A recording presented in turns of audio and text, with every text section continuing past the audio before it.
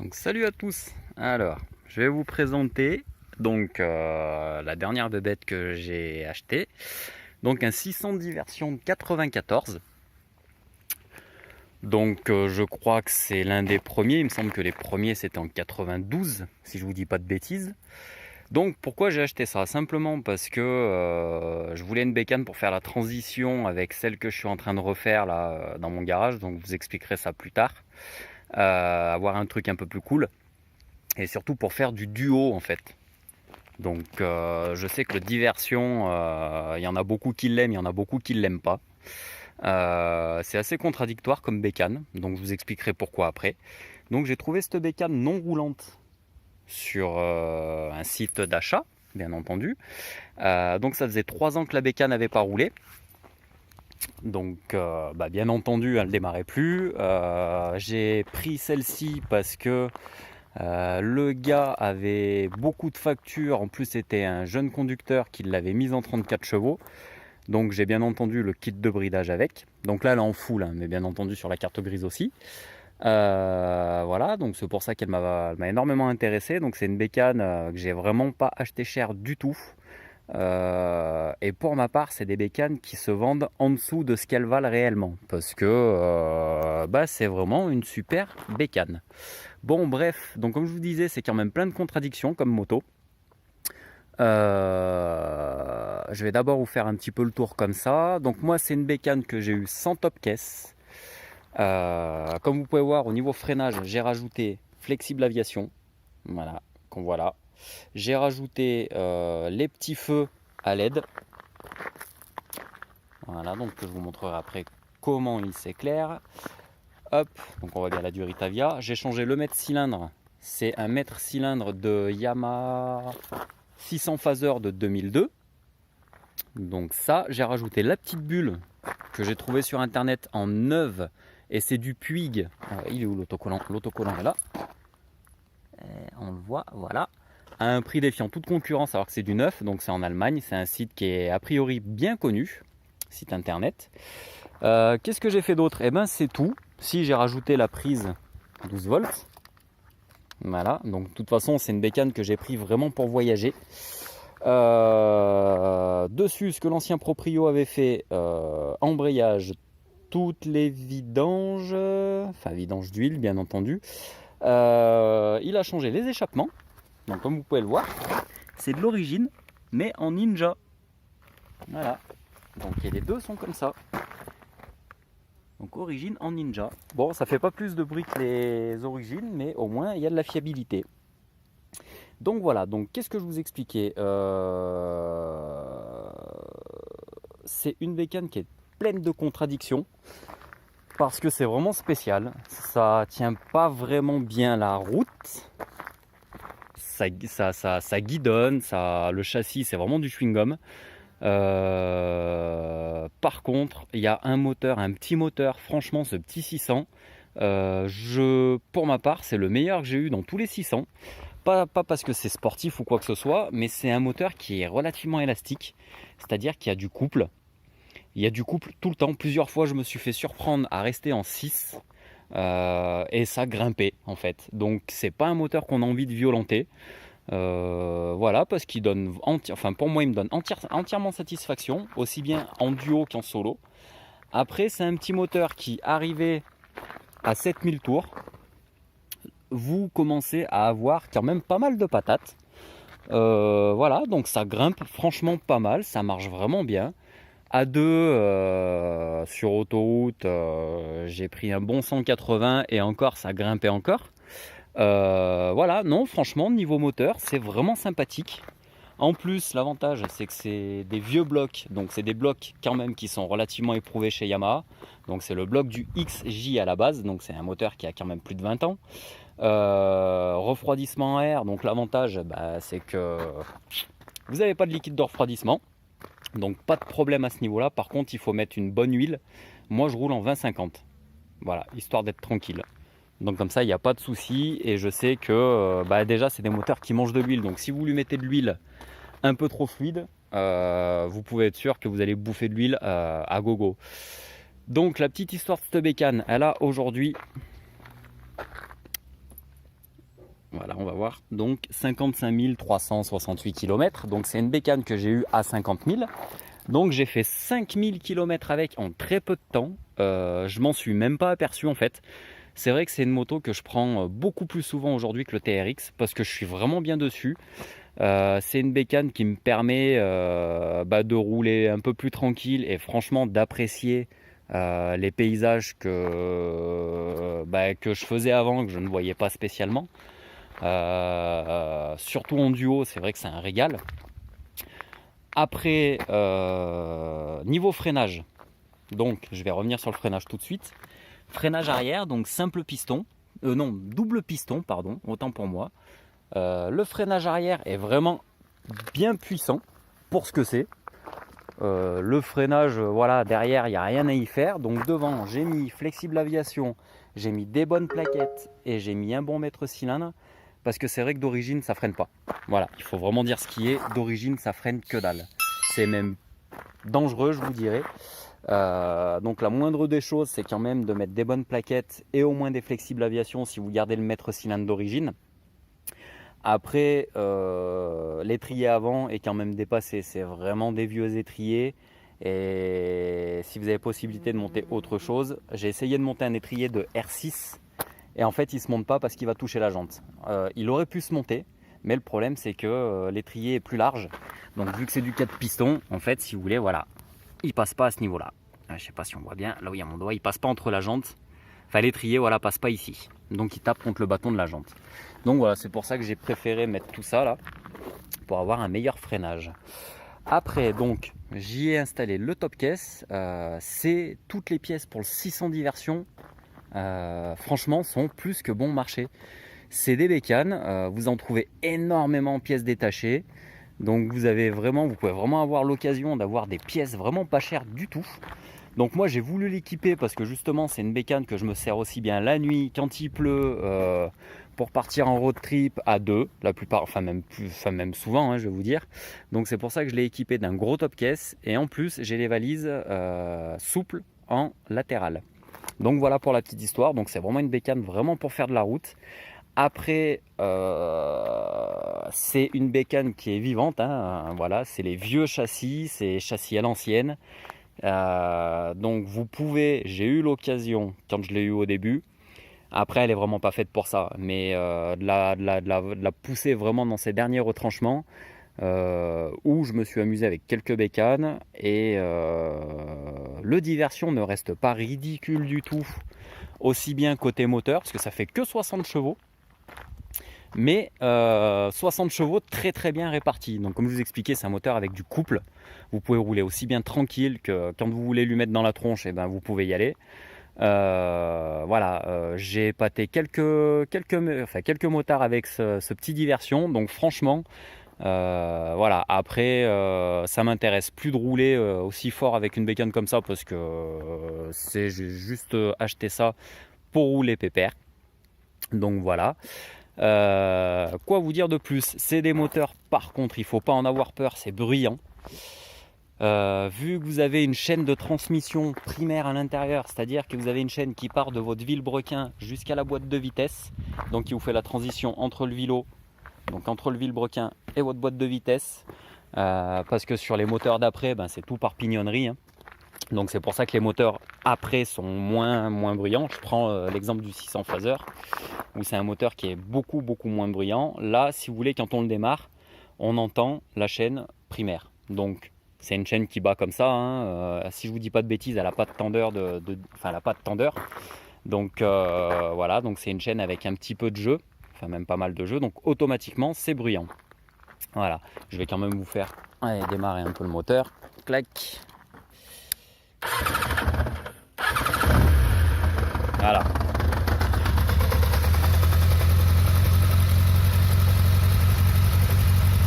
Bon, on l'a entendu.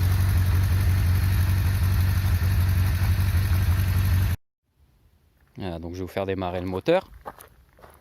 Hop.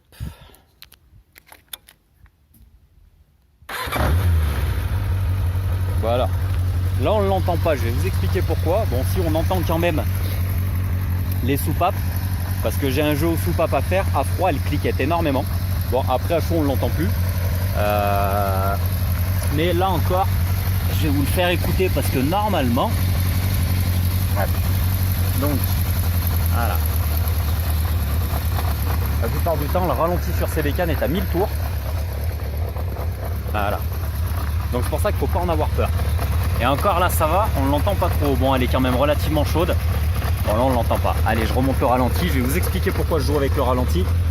Alors, hop, moi mon ralenti, justement pour gommer tous ces problèmes, voilà, je le mets à quasiment 1500 tours. Donc ça permet justement, quand vous êtes en centre-ville, d'avoir une bécane qui tousse pas comme ça, quand vous remettez un peu les gaz et tout, quand vous repartez d'un feu par exemple. Et ça vous permet aussi d'avoir le moteur qui ne claque pas. Parce que j'ai écouté beaucoup de diversions, aussi bien le 900 que le 600, c'est bruyant. Donc c'est des moteurs qui sont bruyants. Donc comme je vous expliquais, à ne pas en avoir peur.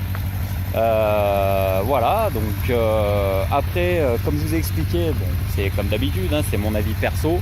C'est des bécanes, je vais l'éteindre. Voilà, c'est des bécanes relativement attachantes. Je trouve que c'est attachant comme brel. Quand on met le contact, qu'on démarre, on se pose pas de questions. Donc effectivement, c'est vraiment de la mécanique, je vous dirais agricole entre guillemets, parce que c'est plein de jeux de partout, c'est bruyant. Mais voilà, ça démarre tout le temps.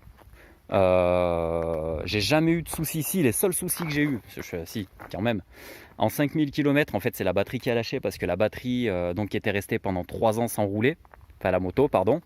Donc automatiquement la batterie a tenu 3000 km.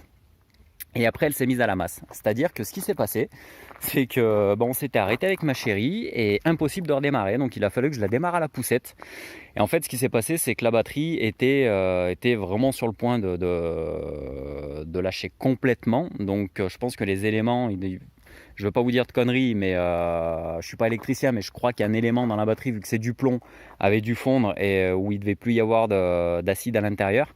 Ce qui a fait que la moto démarrait qu'à la poussette et il fallait que je sois en plein phare pour qu'elle puisse rouler. Donc ne me demandez pas pourquoi, je ne suis pas électricien. J'ai réussi à rentrer comme ça chez moi, donc après je vais changer la batterie. La batterie, on a eu pour 35 €. Donc voilà, pour vous dire quand même à quel point c'est des bécanes qui coûtent pas cher. L'entretien dessus, moi je lui mets de l'huile en 20-50. C'est des bidons qu'on achète chez comment dire, là où on fait des entretiens auto. Il y a 2 grands noms en service rapide. Voilà, donc j'achète de la 20-50 chez eux, qui est normalement de l'huile voiture, mais c'est pareil, je me suis pas posé de questions, ça va très bien dans la bécane. C'est une huile qui est adaptée pour la moto. Donc après consommation d'huile, je suis parti 3 jours en road trip, donc avec ma chérie à 2 dessus chargé. On a quand même fait énormément de cols, il faisait énormément chaud à ce moment-là, donc on a eu très chaud. Et au bout du 2e jour, j'ai rajouté 25 centilitres d'huile, alors qu'on avait fait en 2 jours 1000 bornes. Voilà, donc consommation d'huile plus que raisonnable. Donc à surveiller quand même, hein. De toute façon, vous avez le petit voyant. Moi, je m'en suis aperçu parce que le petit voyant qui est là, c'est allumé. Voilà, donc vous avez le petit voyant oil. Après, voilà, donc c'est ça que je m'en suis aperçu. Donc par contre, petit voyant oil ici. Donc très simpliste, hein, vous avez le tachymètre, le compte tour, le plein phare, clignotant, l'huile et le neutre. Voilà, tout simplement. Après, de toute façon, au niveau commodo, hein, ils sont pas, voilà, c'est à l'ancienne, donc là-dessus, tranquille quoi. Alors, donc, pourquoi j'ai rajouté déjà ces petits feux là, comme je vous expliquais? Simplement parce que c'est une bécane qui ne fait pas de bruit et personne m'entend. Les automobilistes ne m'entendent pas. Voilà, donc j'ai rajouté ça. Donc ouais, c'est un problème qu'on a nous les motards, c'est que effectivement les automobilistes ne regardent jamais dans leur rétroviseur. Donc la plupart du temps, ils tournent à gauche sans regarder s'il y a quelqu'un derrière. Donc ce qui s'est passé, c'est que moi j'en ai eu ras-le-bol parce que je veux la laisser d'origine au maximum, cette bécane. Donc j'en ai marre. Pour faire du bruit, j'ai le TRX. Voilà, celle-ci, ça me convient très bien comme ça. Donc échappement d'origine qui ne fait pas spécialement de bruit. Donc c'est pour ça que j'ai voulu rajouter ça. ces petits feux additionnels, voilà, pour qu'on puisse me voir. Et effectivement, ça a changé beaucoup de choses parce qu'aujourd'hui, on me voit. Donc voilà, là. Donc là, je suis en veilleuse. Donc voilà, hop. Donc là, j'ai mis la veilleuse. Bon, on verra pas parce que je suis en plein soleil. Et voilà, on voit les petits feux. Hop, le petit halo bleu. Voilà, ici. Alors, il est où? Là. Voilà, clac. Donc là, voilà. On va essayer de le voir ici. Voilà, comme on peut voir, je suis un peu plus à l'ombre. Là, il y a un petit halo bleu. Donc, petit halo bleu, bon, je vais la démarrer quand même si la batterie est neuve. Après, ça démarre nickel. Donc, petit halo bleu. Et quand... Voilà, hop. Là, j'ai mis les codes. Donc, les lentilles ne s'allument pas. Par contre, je les ai mises que quand je suis sur le plein phare. Voilà. Et donc là, voilà, comme on peut voir, ça éclaire quand même pas mal du tout. Donc voilà, les automobilistes me voient maintenant. L'avantage, c'est que j'ai essayé en pleine nuit, ça éclaire du tonnerre. Franchement, j'avais acheté ça 20 € sur un site d'enchères, neuf, bien entendu, ça vient de Chine. Hein. Et ça me les rend bien parce que ça m'éclaire extrêmement bien la route. Donc c'est pour ça que je prends plaisir à rouler aussi de nuit avec cette moto.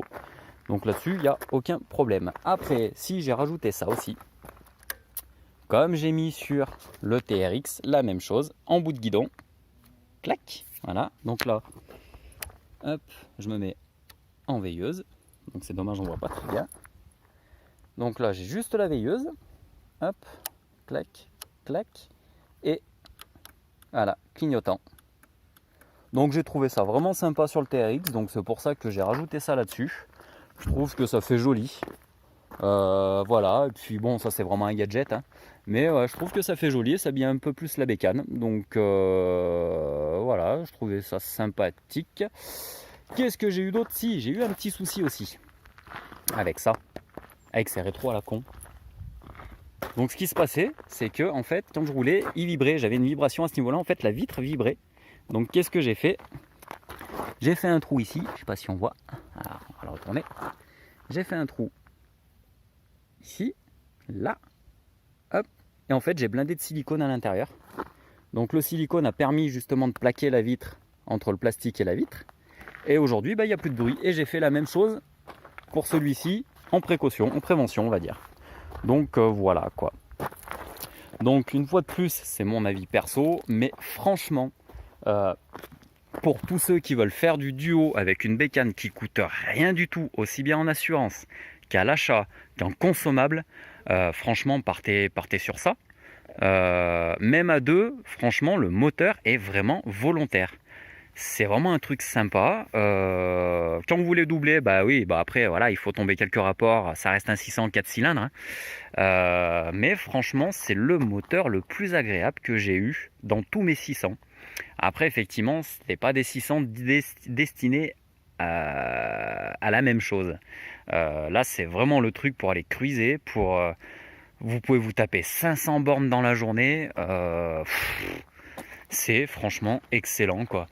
Voilà, donc c'est un autre style de roulage. Faut vraiment, moi je roule tranquille avec. Voilà, quoi vous dire de plus? Après, je pense que j'ai fait le tour. Donc si vous avez des questions, vous n'hésitez pas. Mais franchement, si vous pouvez en trouver une, si vous savez pas quoi vous prendre comme bécane, voilà, comme je vous expliquais. Bon, après, il faut aimer les vieilles brelles. Hein. C'est toujours pareil. Après, celle-ci, j'ai beaucoup apprécié parce que c'est un gris qui est pas, il n'y en a pas beaucoup, j'en ai pas vu beaucoup, et c'est vraiment ce qui m'a attiré sur cette bécane, c'est sa couleur aussi, parce que le cadre et la bécane sont gris. Voilà, donc c'est vrai que c'était vraiment pas mal du tout. Bon, à la base, hein, je voulais pas une version N, je voulais la version carénée, mais voilà, bon, je l'ai acheté 350 € cette bécane, donc franchement pour le prix, je crois que ça n'avait pas le coup de demander plus, donc voilà, écoutez, je pense que c'est une bécane relative. Voilà, donc je pense que c'est une bécane relativement fiable et que franchement vous ne posez pas de questions, vous lui mettez de l'huile, vous lui mettez de l'essence. Ah si, j'ai pas parlé de la consommation. La consommation m'a fait halluciner. Donc sur les 3 jours de road trip où je suis parti avec ma chérie, bon, on était avec d'autres motards, donc il y a des moments où, comme je vous expliquais, bon, on roulait un peu plus fort, hein, bien sûr. Donc on a fait pas mal de petites routes, pas mal de cols. La consommation moyenne entre 5 et 6 litres à 2 chargés. Donc c'est une bécane qui ne consomme pas. Enfin voilà, je pense que si vous respectez toutes les limitations de vitesse, vous faites entre 300 et 350 km. Après, sur national, bah, je roule entre 100 et 110, donc je suis pas à 80. Hein. Et en plus, comme je vous expliquais, à 2 chargés entre 5 et 6 litres de consommation au 100. C'est un réservoir de 17 litres, si je vous dis pas de bêtises. Voilà, vous arrivez à 250 km avant de mettre la réserve. Donc c'est pour ça que, enfin voilà, c'est franchement des bécanes vraiment faites pour cruiser et pour partir relativement loin sans vous poser de questions. Donc voilà, bon bah écoutez, si vous avez des questions, vous n'hésitez pas, et puis bah si je peux y répondre, j'y répondrai. Allez, salut!